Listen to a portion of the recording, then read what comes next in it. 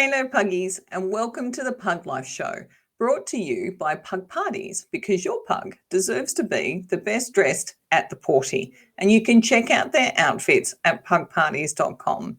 I'm your host, Donna, and with me are my Puggy co-hosts, Charles and Rosie. This week, our guest is Fiona from the Doggy Lady School. Up until we met Cruz and Emily a few weeks ago, I had no idea there was such a thing as sniffer school, or as I like to call it, scent training for fun. Our lovely guest Fiona runs a dog training school in WA that specialises in teaching any breed of dog scent work. Yep, even pugs can learn to do it. And just like little Emily, who is a champion at it from what Fiona's told us.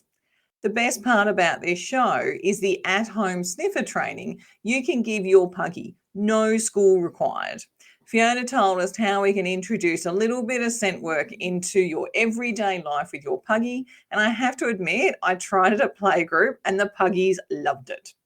I do want to mention that this episode was recorded as part of our live stream series. So if you want to watch the show, then please use the link in the show notes to watch the replay.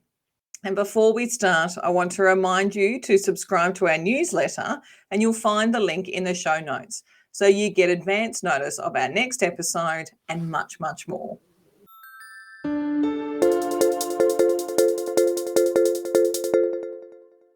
Hello, Fiona. Thank you so much for joining us on the Pug Life Show. This is awesome. Thank you very much for having me. I'm really happy to be here and talk all things pugs and sniffers. I know, it's great. So I will start with the fact that I didn't know too much about sniffer school, full stop, end of story, until Donna Smith and then Jennifer Glendenning shared their stories about the work that they do with you. So you're WA based, but you have said that there are other schools around Australia, which we will share with our viewers. Because as we were talking before the show, apparently no age is too old to become a sniffer pug. No age is too young. No age is too old. Doesn't matter how many legs you have. It doesn't matter on the human ability. You can be, slow, fast, young, old, everyone and every dog. I haven't met a dog yet that can't do sniffer dog school.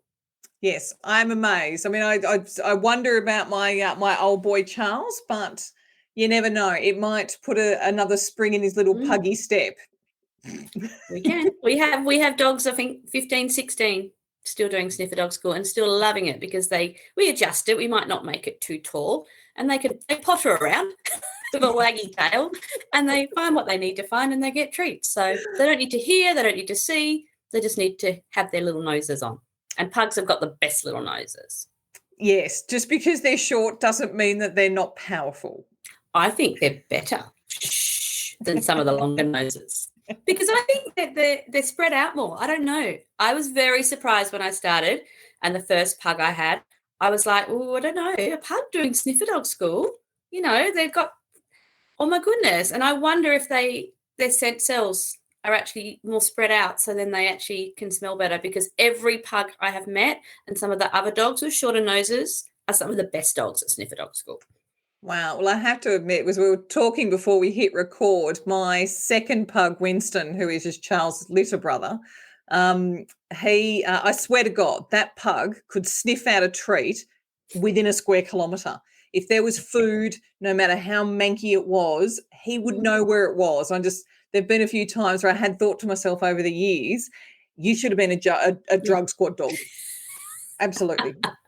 And that's exactly, because all we do is we swap the treat for a different smell. We make the different smell equal the treat. And then they go, oh, so I find this smell, I get the treat. So it's just like that. So he would have been fantastic. Oh, no, missed opportunity, but that's okay. So we're obviously talking with the assumption that everyone that's watching has actually watched the other episodes that did talk about school. So let's go back to the start and say what inspired you to become a dog trainer, and then obviously from that do sniffer training. Many, many years ago, I had the dog that most people would say was very naughty. He did everything wrong. He jumped up on people. He was a rescue dog, and then he barked at people, and then he decided he didn't like dogs after he got attacked. So I was just a normal person, and I went to dog training school, and I literally fell flat on my face on the first day. Like literally, he pulled me over and I was on the floor. And I went looking for more information. So I got addicted to pet dog training. Like I got addicted to training, and he taught me so much because every issue there was, he had it. So I had to find out how to resolve it. And somehow along the way, I was a little bit lost because I got, you know how you do it? It's like on Facebook, you ask a question and you get like 20 different responses. Yep. It was kind of like that before Facebook. Everyone gave me the wrong advice. And I finally found someone that helped me, and he was a scent trainer. And so he actually helped me with my dog. And then I kind of looked into scent training. And then one day I went for a job as a dog handler. So I spent 14 years in a couple of different government agencies with detection dogs. Absolutely loved it, but I never lost my passion for pet dog training. So I was always going and learning. I was at every conference.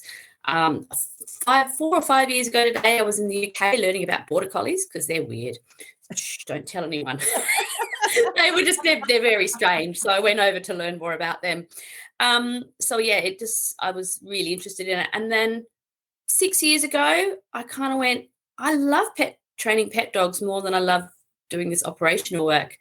And I was getting encouraged to do scent training for pet dogs.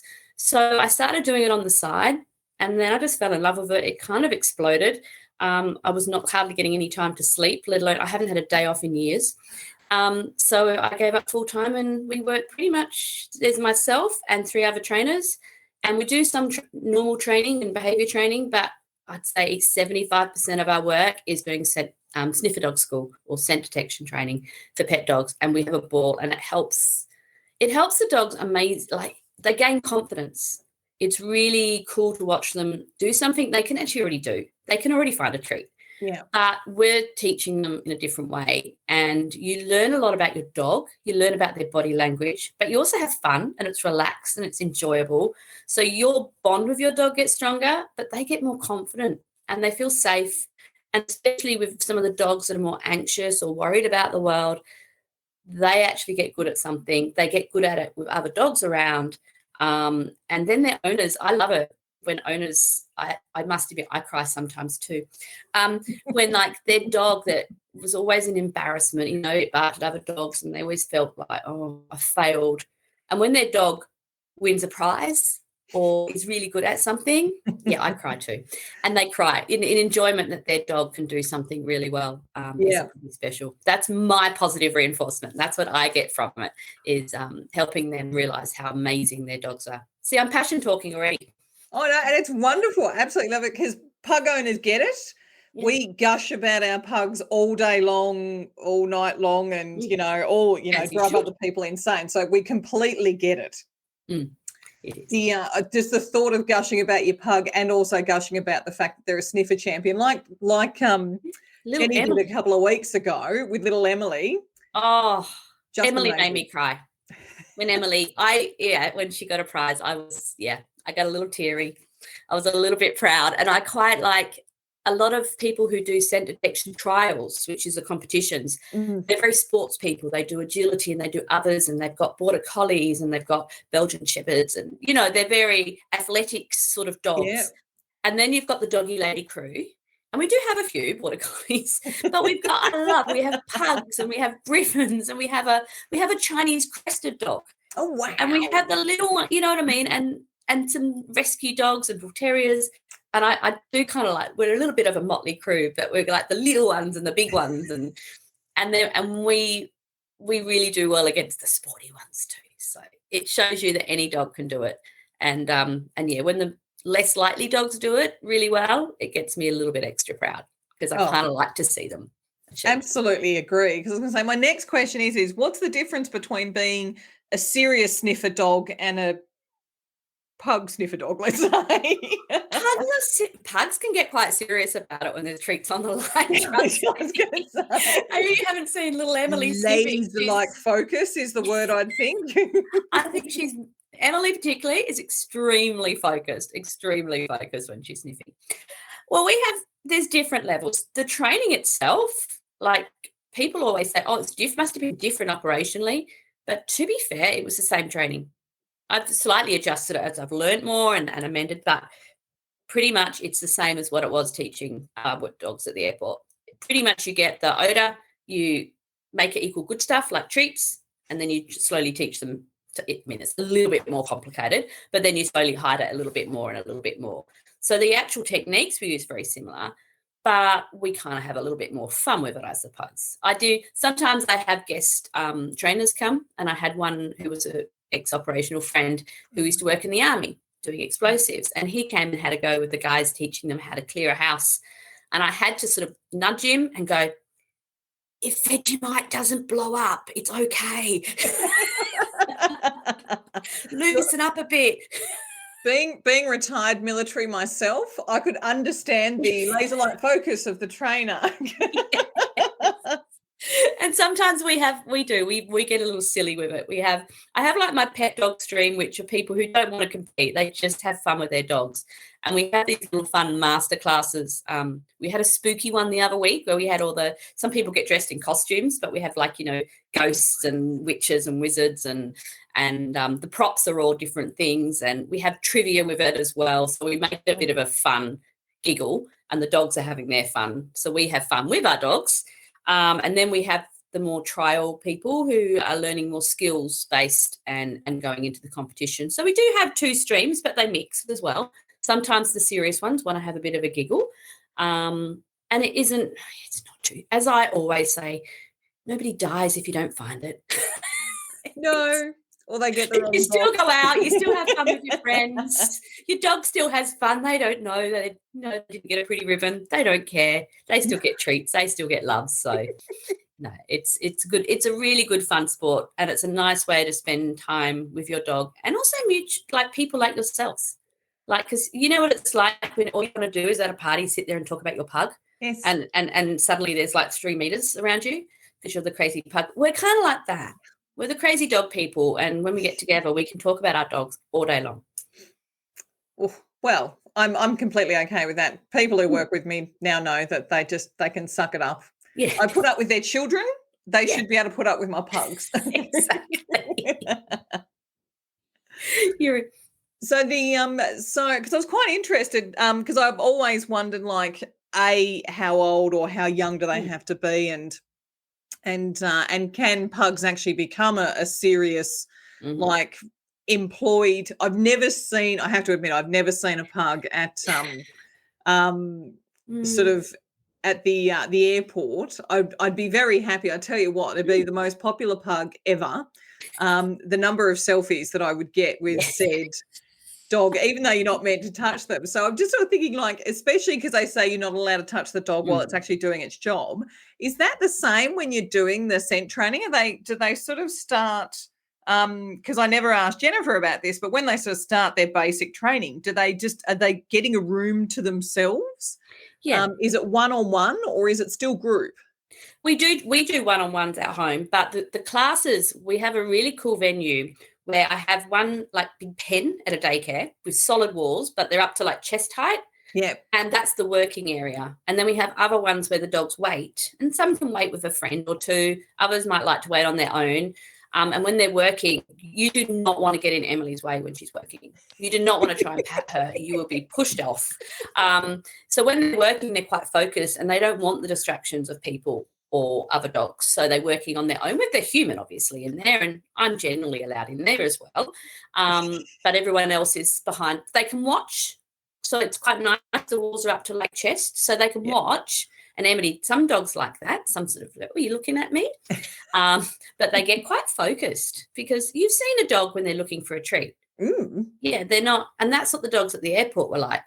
My little beagle was like, get off me if someone tried to pet him. He was like, leave me alone. I'm trying to find something. My food isn't, this is about food, people. Leave me alone. Yes. So no, the dogs are actually in their own when they're working. It's much better that way. Otherwise, imagine 2 pugs looking for a bit of treat. It's going to get messy. Oh, chaos. Absolutely. I mean, to be honest, Auntie Donna at Playgroup on Sundays, the pubs know that when I show up that there's going to be some awesome treats. And trying to get them to sit just to receive their said treat is a challenge at times. So I could just imagine, but they do it inside, but do they do, I'm just trying to remember what Jennifer said. So there's all different places during the trials that there's different locations that they do the scent testing. Yeah, we start inside because obviously the airflow makes it a bit trickier. So if it's windy outside, I think in Melbourne you've got terrible weather today. Oh my God, it's horrendous. So you can imagine how the wind makes the scent travel. So we do start inside and then we move outside. So my class tomorrow, if the weather's nice hopefully the weather is nice in Perth, we'll be going outside. We might be doing some vehicle searches in one class, and the other one might be doing some exterior searches. So we work everywhere outside. We do some work inside, and then, we do in trials, you have vehicles, exteriors, interiors, and then the containers, which are like the boxes. So there's 4 elements. For our classes, we go everywhere. We have what we call mystery sniffs. I kind of got inspired by like the 80s raves, when they used to send people texts, or so Urban Myth went. Yes. Yeah, I started like that, where you'd get a text saying where it was. You'd meet me somewhere. So I'd give you the general, it'll be in this suburb. But we must admit, we've got a little old cottage that we go and sniff at, like some of the halls. So we have lots of different places that we go and have smells at. And I say that for people, even if you don't do scent work, going and having a smell like in an old cottage or someone else's house, dogs love it. And it tires them out, because 10 minutes of sniffing, they say, equals 50 minutes of physical exercise in wearing your dog out. Wow. I never even thought of it that way. So if it's horrible weather over there, go have treats around the house. Watch them go find it. And I can guarantee you your dogs will be happier and more tired than if you take them for a walk around the block. That is an amazing tip, because I have to admit, Charles is a rat bag. Rosie at least still will go outside to go to the toilet and have a bit of a run around the backyard, even though she doesn't like getting wet grass on her paws. Charles, I've got to literally drag him outside to do that. And I never even thought of they normally get lunchtime treats. As I said, they're at the groomers at the moment getting all pooched up ready for the weekend. So they'll come home knackered, but maybe I do need to lock them in a room, because of course the other problem is Charles is so slow, Rosie will gobble up all of the treats whilst he's still my two are a little bit like that too, yeah. So maybe I need to, in my office around here, I need to put a couple and then let him go and see how he goes, because on days like this they won't walk. I do say make sure it doesn't go under a couch though. I have beagles, so beagles and pugs are quite similar in the determination that they have. Yes, right. Yes. Yes, we've got a footstool that I never thought that a pug could get under, and one of our very loyal viewers, little Tonka, come to stay with us for a couple of weeks while his mum had to go to hospital, and he's a little taller than Rosie and Charles, and I could not get over Andrew, I don't know what he dropped, but I tell you what, Tonka was almost like a slinky. He just sort of went, and then I'm like, what is he doing? And it was just incredible. And then Andrew's sort of like, is he under the footstool? And I said, you watch it. And he literally just went, zzz, and then shimmied his little body through, picked up whatever it was that Andrew dropped, and then basically kept shimmying through till the other end. And and the worst thing is we were so gobsmacked, I didn't even have time to get my phone out and record it to send to Kim and say, does Tonka do this at home? Yeah. Because, oh my God, that is incredible. See, determination. Tonka would make a great sniffer dog. Well, Kim, hopefully on Sunday night she'll be watching. It looks like we need to take Rosie, Charles and Tonka to sniffer training. And on that, if there's anyone watching who goes, I don't live in Perth, I can't come to sniffer dog school, do pop a note in the comments. Then I may not get in then the live, but even if I get in after, I'll do some research and find a sniffer dog school near you, because they are all around the country. Tasmania has lots of great sniffer dog schools. I don't know what's in the water down there, but they have a sniffer dog school at the corner. Amazing. So there are ways. And you can play games as well. No, but I do love the. I'm going to try and attempt to do the treat thingy around the house before the show goes live on Sunday night so I can reliably report how Rosie and Charles go. I always say scent work is the best dog sport because you can do it in your pajamas holding a glass of wine. Oh, you've absolutely sold it to me, Fiona. I swear you've absolutely sold it to me. And to be honest, why didn't I talk to you when the show first started last year and we were still in lockdown? Like how much? Yep. Charles and Rosie feel like they're probably being cheated now because I've left it so late. It's a great winter, but it's not just a great winter sport. It's good in summer, especially with your pugs, because going out in the heat's not so good. You can do exercises inside with the air conditioning on and keep them nice and cool. So it's good in hot and cold when we don't want to get wet because you know that wet, like the rain can melt pugs. Absolutely. Oh, yeah. It can melt beagles too, apparently. So, you know what I mean? It gives you options to do. And I know I was brought up with you should walk your dog twice a day. Yeah. But now I've been dog training for 20 years. I've changed. I'm like, just spend at least 30 minutes with your dog one-on-one doing something they enjoy. And so that they get a physical workout, they get a mental workout, you get to bond with them. Yeah. I prefer it twice a day. But doing something like scent work gives them a body workout that's gentle on their bodies. So it doesn't matter if they've got spine issues or leg issues. You just make sure it's at the right height for them. Yeah. So they get a really nice body workout. They bend, they move, they get a nice brain workout, and you get to learn lots about your dog, and they enjoy it. So it's a perfect exercise, really. Keeps them safe and well and warm.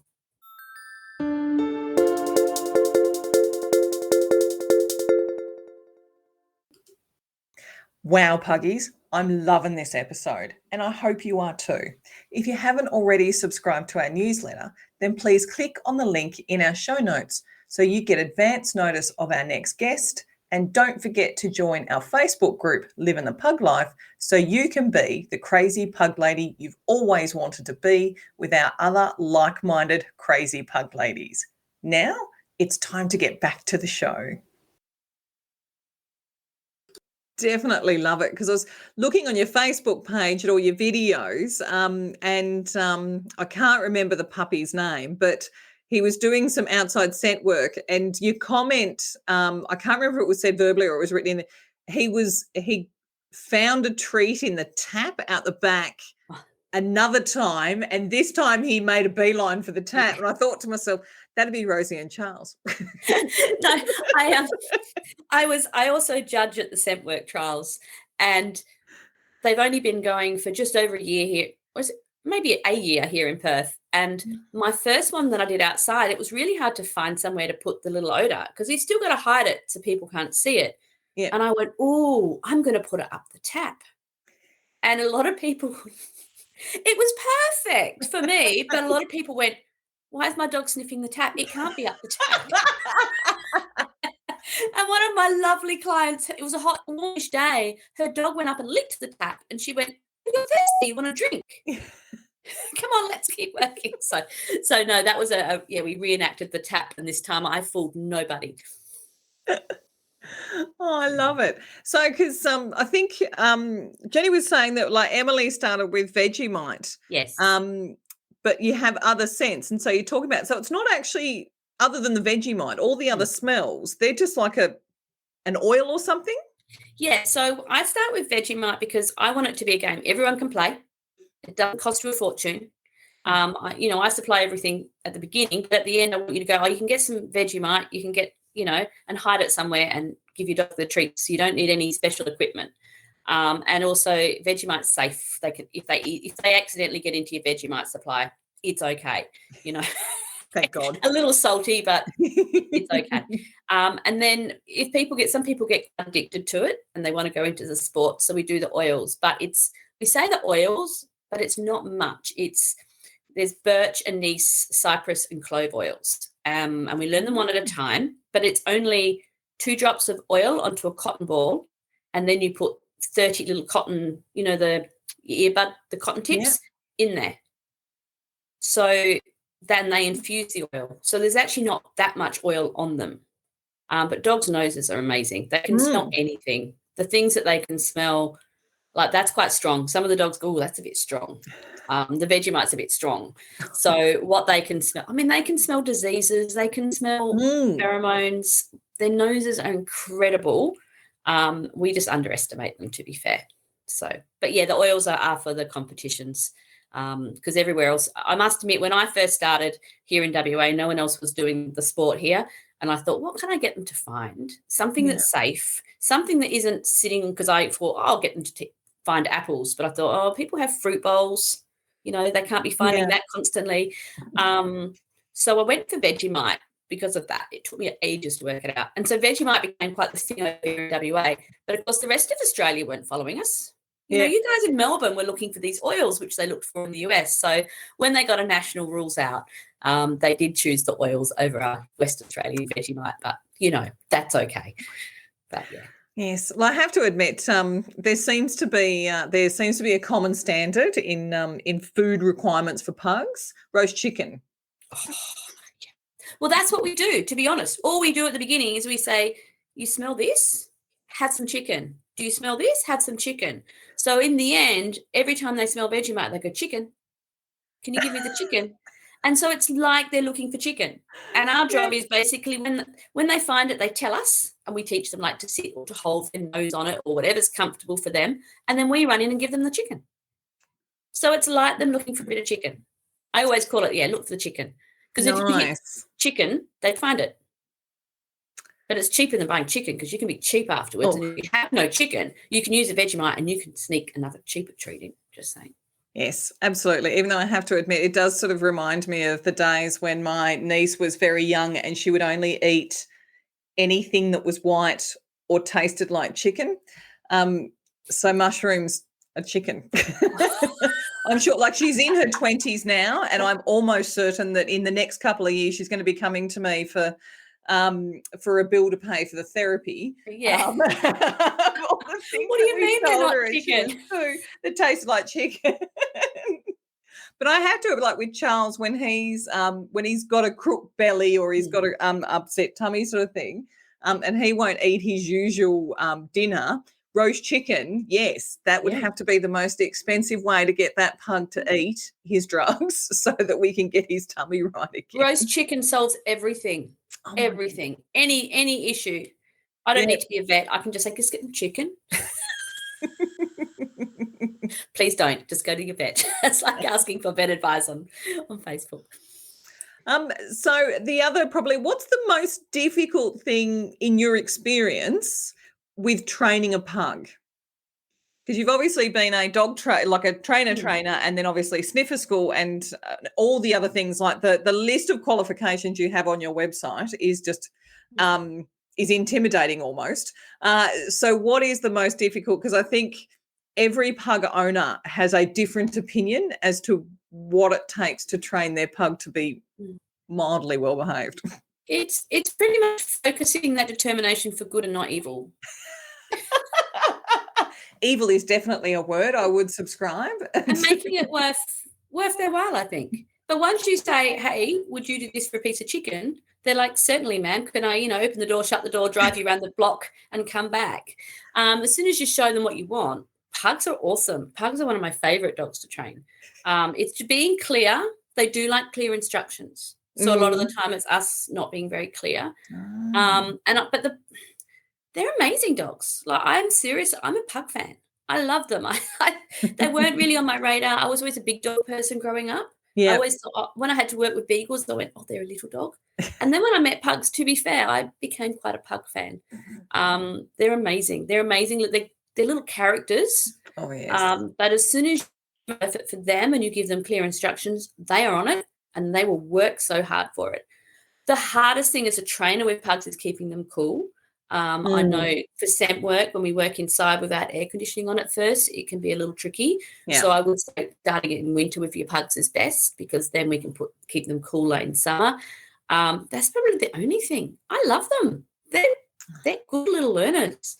They you just got to be very clear and make it worth it. So if you are not clear, if you sit there and go, don't do that, no, stop it, and don't tell them what you want them to do instead, they'll just go, I don't get you. Yeah. Whereas if you say, I don't like that, can you do this instead? I'll give you a piece of chicken for doing this. They'll go, no worries.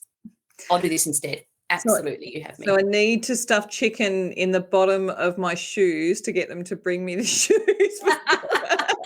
I bet you. Oh, we could teach them. They would bring them.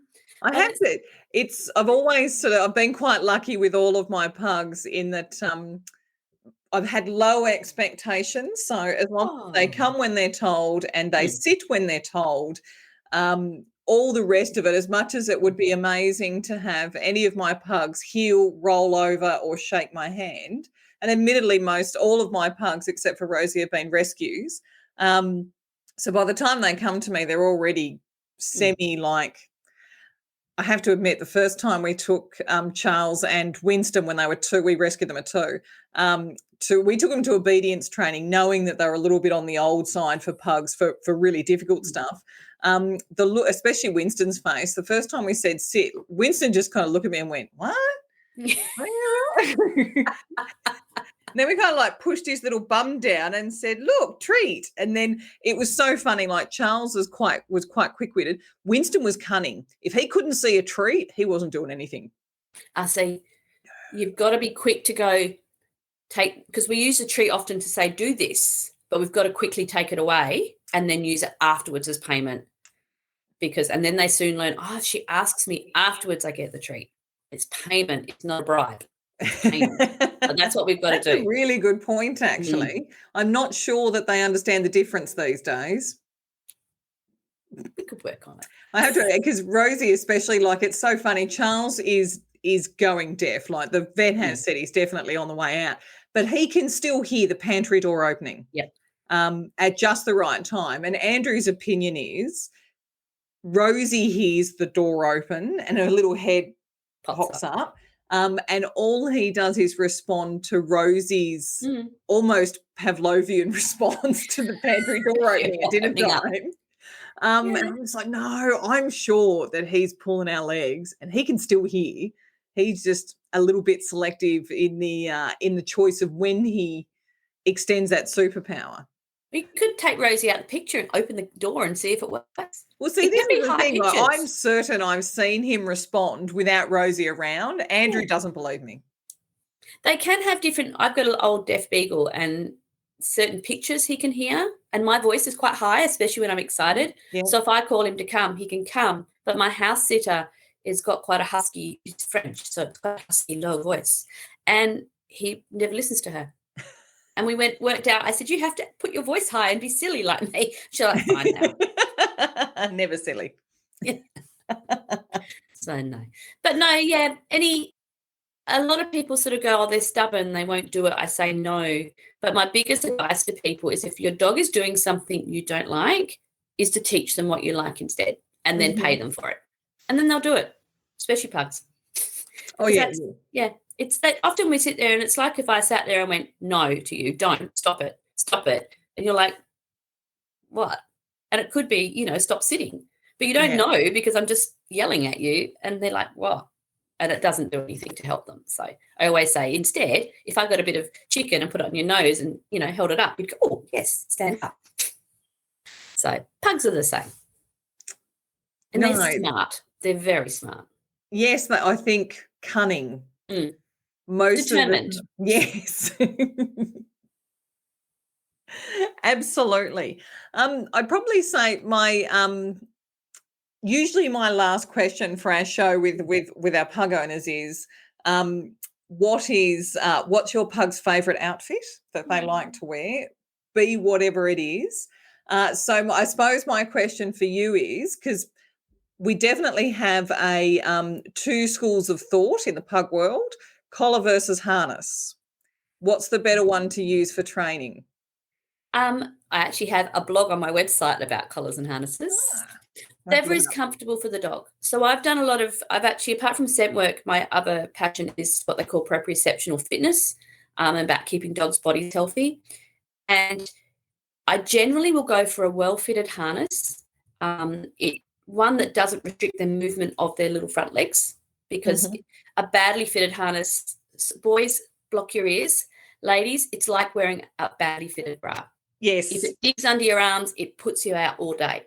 So a harness if you go to my website, I actually do have a blog with pictures, but not one that goes across their shoulders, not one that pulls, the anti-pull ones, because they can actually do damage under here as well. Oh, so interesting. It's one that goes, it sort of goes around their neck but down. I'm showing you, but you can't see. Mm-hmm. No, I get what you mean. Yeah, and then there's a circle around the chest, sort of the stomach, the waist almost, and then there's 2 lines.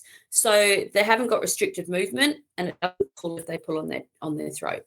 That's the best because it's comfortable for them. And training for, if your dog pulls, train them, but a harness like that is much more comfortable for them and they won't damage themselves.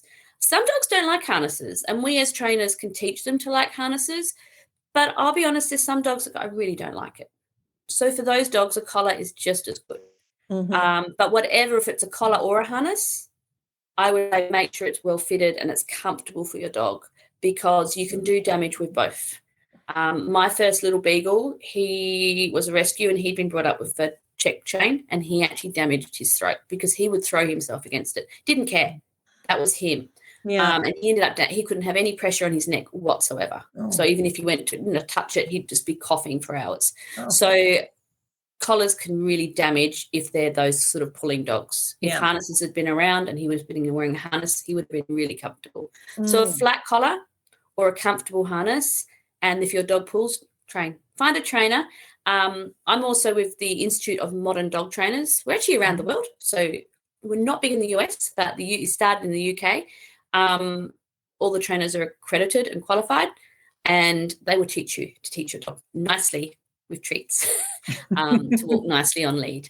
So, and they're all around Australia, and there's a trainers directory there. So, yeah, I like a nice, well-fitted harness. My dogs wear harnesses, but they also have a flat collar on, and I've trained them not to pull. But saying that, my dogs are not trick dogs. They don't actually do 1,000,001 things. My Labrador does, because he's a little bit more of a wanter to do it. My Beagle's very pug-like. He is very pug-like. He comes when he's caught and he finds things with his nose, and that's pretty much it. And I'm happy with that because he's happy with that. He doesn't need to do any more thinking stuff. He just So every dog is different. Does that make sense? No, absolutely. That's wonderful, because it's always been a hot topic of conversation at playgroup, because people have, whether it's what they've grown up with or what they've read elsewhere, there is a very definite opinion. And I've always been for harnesses. So but I grew up with hunting dogs who only ever had collars, but they were also trained to run off lead and all that sort of stuff. So my family all thought I was nuts when I said to them that when I leave home and go out to the real world, I'm going to get a pug. And they all sort of blinked and went, "You want to get a what?" Yeah. And I went, "I want a pug." And they just sort of like, and Milo and Otis, my favourite pug movie ever.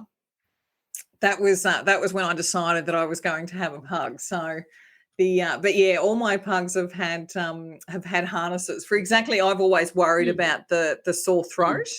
Also, I think being helped if there's pressure on the neck, it can change their behaviour a little.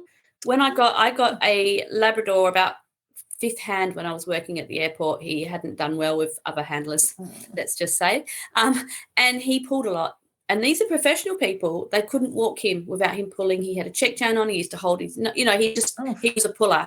And I came and I went, I'm not using that equipment because it can twitch him. So I put a harness on him. And even I was like, this dog's strong. Am I being a bit silly? But as soon as I put a comfortable harness on him, he relaxed. It was really bizarre. It really taught me a lot because I went, wow, all that pressure on the neck and pulling, because there's that, they pull against pressure, they push against it. As soon as I put the harness on, he wasn't perfect. He's now, of course. But he suddenly went, yeah, I can walk on that. It's comfortable. And it was able, then I did a little bit of training and now he walks beautifully on his harness. But yeah, he taught me a lot about that because I wasn't sold completely on harnesses at that time. No, that is, well, it's proof in the pudding at the end of the day. That's amazing. Look, thank you so much for joining us, Fiona. It has been enlightening as much as, and I tell you what, I definitely do want to know where we can try sniffer training out in Victoria. So There's some lovely trainers in Victoria. I'll jump on when the live show goes on, and I'll pop some links on. I'll do a little research between now and then, and find you some good trainers who do scent work. No, thank you so much. So for everybody who's watching, I will actually make sure that it's on in the Facebook group as well. But you can find Fiona on thedoggylady.com.au and also at Doggy Lady on Facebook and YouTube, if I remember correctly, as well. So absolutely great videos. And I loved your website. I checked it out and looked at your very intimidating list of qualifications. So I haven't updated it either. So yeah, definitely check out the Facebook page and have a look at all the videos. It was just, if you can't visualize sniffer training, definitely check out the Facebook page, because those videos were great for me to be able to situate how it all kind of worked, even after I'd seen photos of little Emily doing a spectacular job. She's awesome. She's Puggalicious, that one. Yes. She's a little bit of a favourite in the sniffer dog gang. I'm not surprised. She is adorable. So have a wonderful rest of the day, because obviously you're a couple of hours behind me. So so you've got a good part of the day to go, and we'll catch you soon. Okay. Thank you very much for having me. Thanks, Fiona. Bye. Thank you very much for listening to this week's episode of the Pug Life Show. If you liked the episode, or if you think it'll be useful for someone else, please leave a review over at podchaser.com. And if you've got any questions or want to tell us how much you loved the episode, then let me know over at our Facebook group, Living the Pug Life, where crazy pug ladies meet to talk all things pug. So until next time, Puggies, have a pawsome week, and humans, be generous with the snackies.